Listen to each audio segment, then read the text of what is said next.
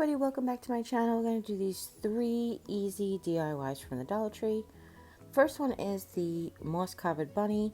We're going to use this paintable bunny from the Dollar Tree, this reindeer moss, and glue gun and glue sticks. First thing we're going to do is we're going to take the bunny, and we're not going to cut the string off just yet. We're going to use it kind of like a handle. So what you're basically going to do, and this is super simple, is just coat this thing in reindeer moss.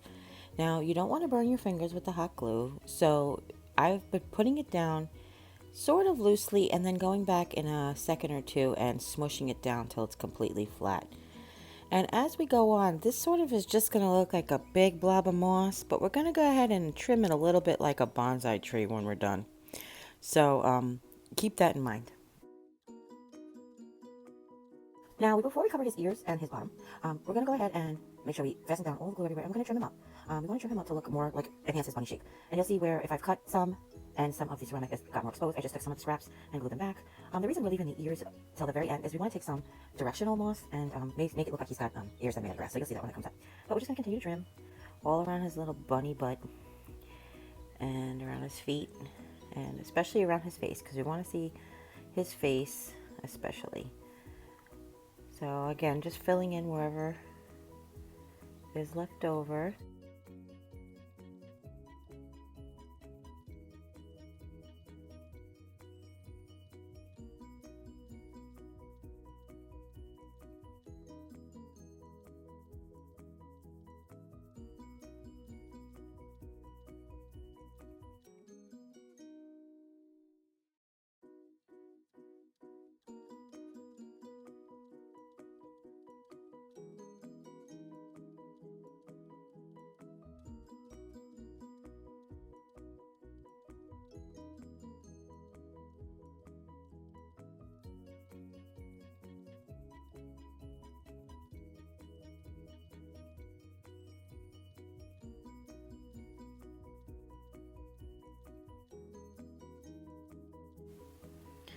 And what I'm doing here is right around his foot and hip bone, I took some sort of directional moss, and I just used the scissor and the glue to enhance the curve of his leg.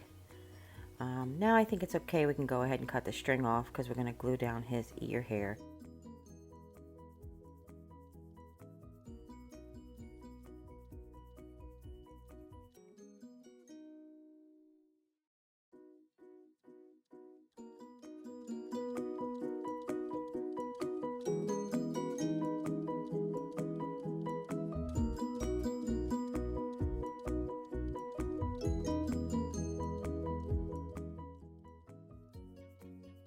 And like I said, I took some straight sort of moss, like these bunches of straight moss, and I used them to cover his ears in the direction of his ears, just to enhance his ears a little bit.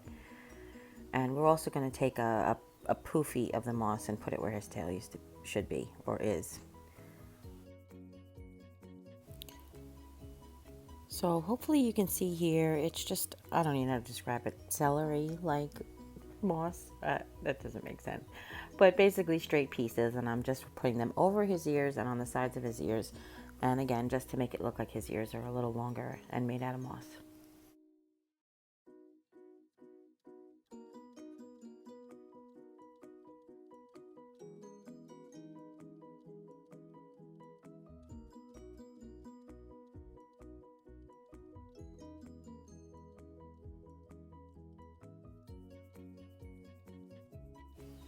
And what I have here, and again, I'm sorry it's off camera most of the time, but is a little tiny dark colored poofy piece of moss. It is a little darker than the colors that I had chosen so far, and it was all bunched together, sort of like a tail. So I went ahead and I used that to enhance where his tail was. And that's it. Now we're just going to cover the bottom. What I did basically is I took all the scraps, I covered the whole bottom in glue, and I just stuck it to my scraps, and then I just trimmed around, making sure not to cut off my cute tail, and to make him look like he's entirely made out of moss. That's it. Then I just took one of these gold Easter eggs and I glued it under his paw. If you saw in the original, his paw is up. His left paw is up. So I thought it would look almost natural, like he was holding onto an egg or planting an egg in the grass. So that's what I did. I made him hold onto an Easter egg just to make him look a little bit more like a bunny.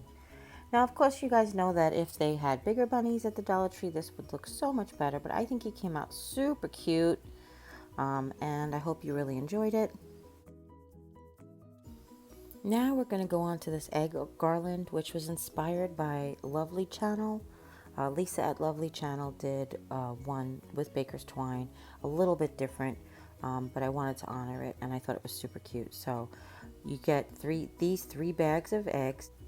Each one of them has a different color in the background, and this jute twine, and some wire. And believe it or not, this egg, we just need the pointy end of a skewer, or again, these are the stakes that these eggs came on. And we just want to clean off the little bit of glue, because we're basically going to poke holes in these eggs and feed them onto that skewer. And we're going to use that to ready the placement as we sew them on. So first thing we're going to do is dump all 3 bags of eggs. I just turned my lap board upside down and it kind of contains them all. But originally I was thinking I wanted them just to be random. But as I started to pick them, I realized that I'm too OCD for random. So I went ahead and I picked one with a turquoise background, then a lavender background, then a pink background, and I repeated that pattern. All you want to do is slowly twist the skewer into the blunt end of the egg, basically the rounded end. There is a little hole there to get you started, and it just comes out of the top super easy. I think out of the whole 3 bags of eggs, I found 2 eggs that the plastic was so thin that it actually collapsed the egg. But you can very easily, once the hole is punctured, go ahead and pull that back out. That was super easy to do. So now I've just repeated the pattern until I fill up the skewer. You don't have to have a pattern. It's absolutely not necessary, but I did. But what we want to do is just get a skewer full, and this is just about working faster. Now we're going to go ahead and take a piece of the jute twine. I just used this jute twine because the one that comes in the 3-pack, in my experience, I found is a lot more, bumpy along the way, like a lot more natural looking. But when you want to feed these eggs, you want to have the smoothest twine as possible. But we're going to knot between the eggs, so I do want it to be jute twine. As you can see here, I'm just putting my basic loop on the end. You just fold it over and loop it onto itself just to make like a little hinge. I like to hang the garlands from this hitch, so that's why I always use it. Plus it keeps the eggs from falling off on the other side. Lisa at Loveli Channel used baker's twine from the Dollar Tree, which also looks super cute, but she also just butted the eggs up against each other. I just wanted to have that little tiny knot in the space. Okay? So what I'm getting ready to do here now is to take the floral wire, and what we're going to use the floral wire actually is to make a needle. You don't need very much of it, so if you have some at home, you don't need to purchase it, which will keep your costs low. You only need about 8 inches, or a little bit more. What we're going to do is basically fold it in half and twist it. Make sure it's even so you don't have the 2 little like frayed at the end, the wire ends. You don't want them frayed along your needle. You just want to twist them so they're at the end. And then I've put my finger in the loop, and you can see I'm just twisting, and it winds the wire around itself. Okay, and then we are going to put the string in the end where our finger just was. And then we're going to end up folding the needle in half. And I am afraid that I don't have that part on camera, but you can see here we're just putting the thread in the loop end, and we're just going to add the twisting to it so that the hole gets smaller and smaller. Sometimes when you put something in the loop, like your finger, it's much easier to twist it, but then you get to a point where you need to take your finger out and put in something smaller. And there you go. You can kind of see that I folded it in half, and I pinched the half really, really tight so that it's a tiny, tiny tip. But because we used a skewer, the needle doesn't need to be that small. I just know a lot of people can get to the Dollar Tree and not to a craft store. So, and purchasing an embroidery needle just seems like an expense when a lot of people just have floral wire hanging around. So now what we're going to basically do is You have to pull the eggs off of the end opposite from where you put them on. It just keeps their hole more intact and easier to get the needle through. And you're basically just going to sew these on. What I did was I noticed the first 5 knots that I tied were sort of off camera, so I went ahead and I edited it so you could see how I've tied the knots. And it's basically loop around, feed the needle through. I hold the knot loop with my hand that holds the eggs, and then as the thread comes all the way through, I put the egg hand over the knot and pull it down so it's close to the egg. Now, this is not important to anybody without OCD.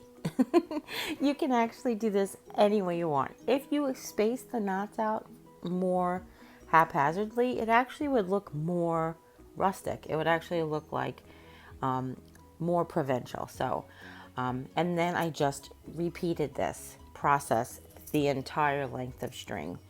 And here you go. Just enjoy me beading in high speed, as high speed as I could get it.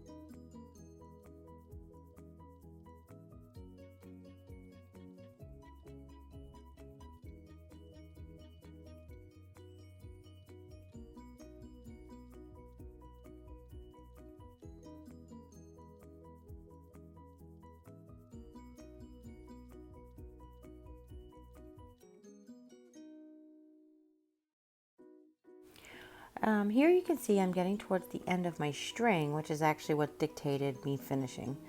And what I've gone ahead and done is I've tied the last knot at the end of the last egg. And then with a little bit extra, I went ahead and I tied the loop at the other end. And the only thing that I did in the beginning and the end that made it look a little bit more quote unquote professional is I took the tail of the loop. You guys can see the tail there, and I threaded it back into the needle and basically passed it to the first egg and then trimmed on the other side of the first egg and the other side of the last egg, just so the little tail wasn't hanging out. Again, if you want the more rustic provincial look, just leave it. I don't know, it's just my OCD, so you can do this step or you can skip this step. It's totally up to you. And then there you have it. That's the end of the garland. You can make it as long as you want, as short as you like. I just think it came out super cute. I hung it over my sliding glass door curtain rod, and I just love the way it looks when the curtains are open and closed. I can't photograph it when the curtains are open because it's too sunny out. And that's it for that one. So next, we're going to do this easier sideways eggs. You know what I mean. Shorter garland with the leftover eggs. So I wanted to try what the eggs would look like if you went sideways through the actual egg and didn't use the hole that was already existing. And I have to tell you, hindsight being what it is, I think I like this one better because it actually looks a little bit more like eggs and a little less like beads. But, you know, this is what I had left over. So I thought I would just take the rest of the remaining eggs and just make whatever size garland I could get out of it. And you can see here I'm just using the same skewer just to go through the sides of the eggs. I originally thought if I started on the seam it would be easier, but the plastic is so thin and the skewer is so sharp that it really doesn't make a difference. It's just going through super easy any side of the egg in any direction. I also thought afterwards these would have been super cute if I would have made them in all different directions. So it almost looked like they were a spinning egg. But this time I just did random. I didn't do a repeating pattern of colors. I just took whatever was left over, put them on the skewer, and don't forget, pull them off the back. That's extra important no matter which direction you put them on.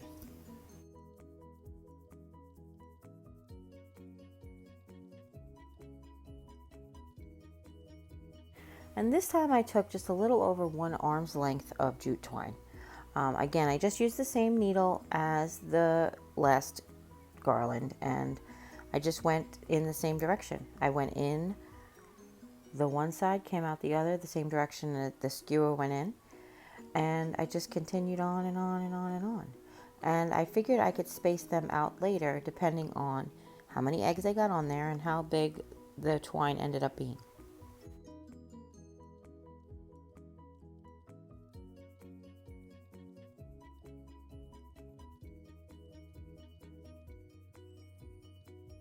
Now that's it. Now you could go ahead and put knots between them. You could leave them all bunched up together side by side. You could make this 90 feet long with 100 bags of eggs, who knows. But I just wanted to show you a different option. Because we used the jute twine, which isn't so thin, and we used a skewer, which was just about the same thickness, I noticed that wherever I put most of these eggs on the jute twine, they stayed there.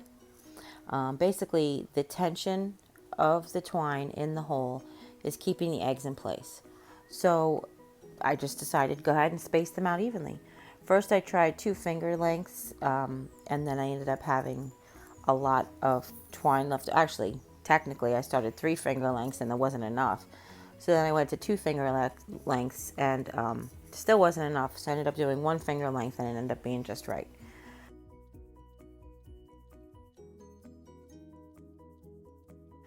So that's it. Tie a knot on the other end, the loop on the other end, and space them out accordingly, however you think that they look, depending on where you're going to use them. And enjoy. So here I decided to put them in my bathroom. I often like to hang a garland over my shower curtain just to make it a little bit more holiday festive. Oops, guess I need a new liner. Okay. Well, we'll go ahead and do that and fix the liner one other day. And just space them out. As you can see here, no matter where I put them, that's where they stay. And that's it. I hope you really like these tutorials. If you have any questions, leave them in the comments down below. Don't forget to hit like and subscribe, and we'll see you next time. Take care. God bless. Bye.